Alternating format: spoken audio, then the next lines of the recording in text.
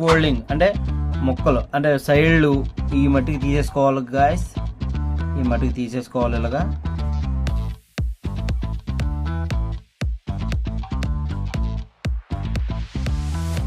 పెట్టుకుని వీటిని 4 పీసెస్ కింద చక్కగా ఇలాగా మొత్తం అన్నీ కూడా కట్ చేసుకోవాలి.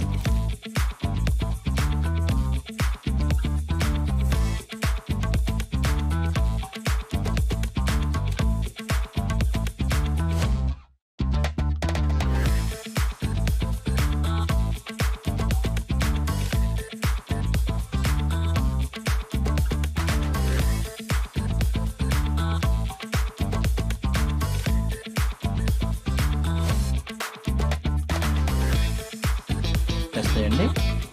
వైట్గా ఉన్నది కదా, ఇది మొత్తం మనం తీసేసుకుందాం.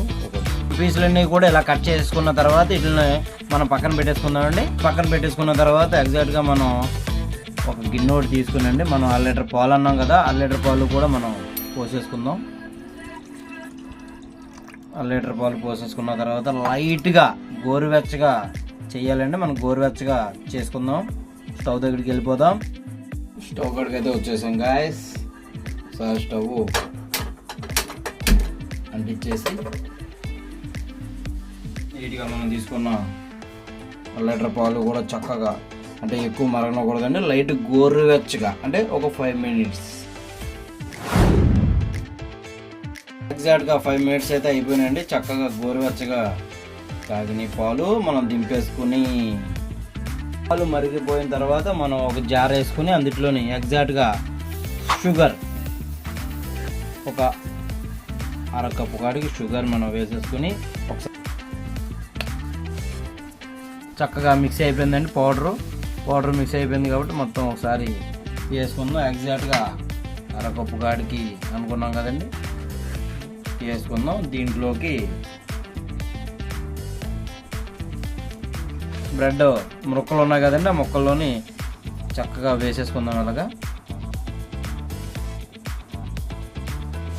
నీట్గా ఇలా ఒకసారి చక్కగా చేసేయాలి.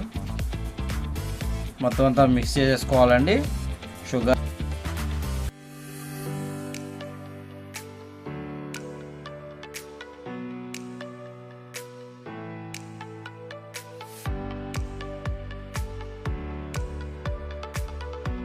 మనం పాలు కాసుకున్నాం కదండి, పాలు సరిపడగా చక్కగా వేసి ఇలాగా దాంట్లోకి ఇలాగ వేసుకోవాలండి. సరిపోద్దా లేదో చూసుకుని. అలా ఎక్కువ అవ్వకూడదండి.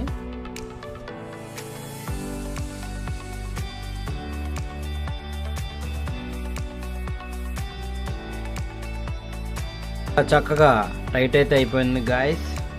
చూడండి ఇలాగ అయిపోవాలి, టైట్గా అయిపోతే దీంట్లో నుంచి మనం చిన్నగా అంటే ఎక్కువ సైజు కాదండి, చిన్న సైజు అంటే మినిమం ఒక గోళికాయ రేంజ్లో ఉండాలండి. ఈ టైప్లో మనం చేసుకోవాలి. ఈ టైప్లో మనం చేసుకుని దాన్ని నీట్గా ఇలాగా చక్కగా అద్ది ఇలా పెట్టేసుకోవాలి గాయస్.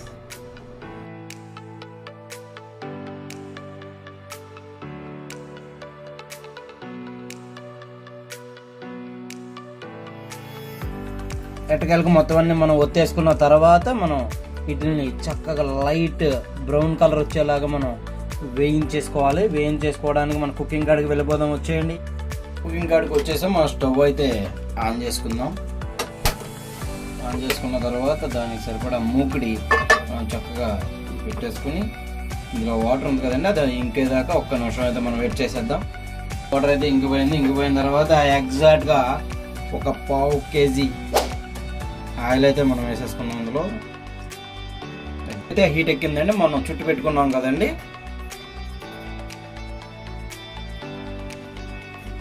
ఒక్కొక్కటిగా మనం వేసేసుకుందాం. ఇలాగా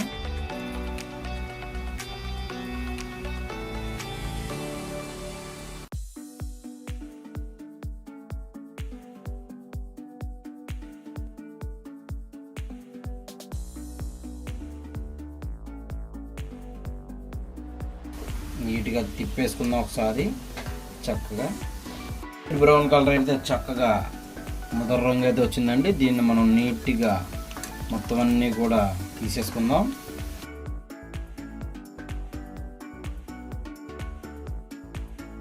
తీసేసుకుందామండి. నెక్స్ట్ ప్రాసెస్ ఏంటంటే ఇది తీసుకున్న తర్వాత మనం పంచదార పాకానికి వెళ్ళిపోదాం. అవి కుకింగ్ అయిపోయిన తర్వాత గులాబీ జామ్ అనేది కుకింగ్ అయిపోయిన తర్వాత నీట్గా ఒక గిన్నె పెట్టుకొని అందులో మనం ఎగ్జాక్ట్గా అర కేజీ అయితే షుగర్, వాటర్, సరిపడగా వాటర్ పోసేసుకుని ఒకసారి మనం కదుపుకోవాలండి. చక్కగా అందులోని అడగట్టకుండా అలా కదుపుకోవాలి. అయితే ఎగ్జాక్ట్గా ముదరనివ్వకుండా లైట్గా వేడి అయ్యి కొంచెం దగ్గర అవుతుందనే తోటి మనం తీసుకోవాలండి. ఒక యాలక్కాయ అయితే మనం వేసుకున్న తర్వాత నీట్గా తిప్పుకోవాలి. అలాగా ఎగ్జాక్ట్గా ఒక 10 నిమిషాలు అయితే మనం ఇలా తిప్పుకుంటూ ఉండాలండి, సరిపోద్ది. అప్పుడు దింపేసుకుని నెక్స్ట్ ప్రాసెస్ అనేది మనం చూసేద్దాం. పంచదార అలా వాటర్ అని కాదు, అలాగా ఇదని కాదు, చక్కగా అట్ల మీద నీట్గా ఇలాగ మనం వేసేసి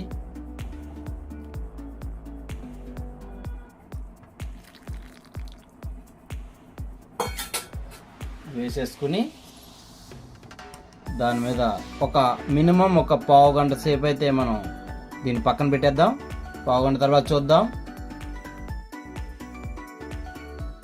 పావు గంట అయిపోయిన తర్వాత చూసేద్దాం. చూడండి, బ్రెడ్ జామ్ బాల్స్ బ్రెడ్తో మనం ఇంతలాగా చాలా స్పైసీగా మనం చేసుకున్నాం. అయితే దీన్ని ఒకసారి చూసేద్దాం.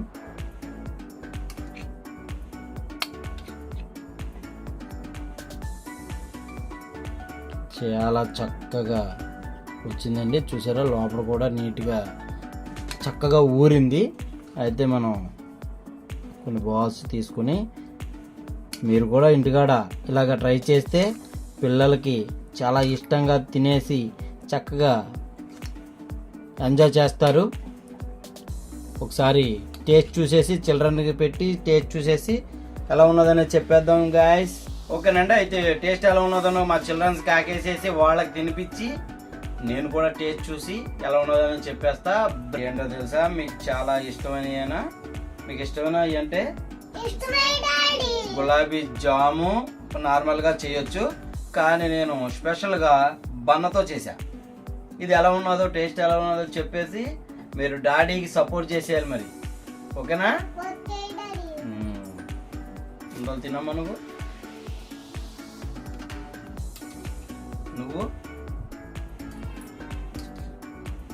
నువ్వమ్మా దీపు.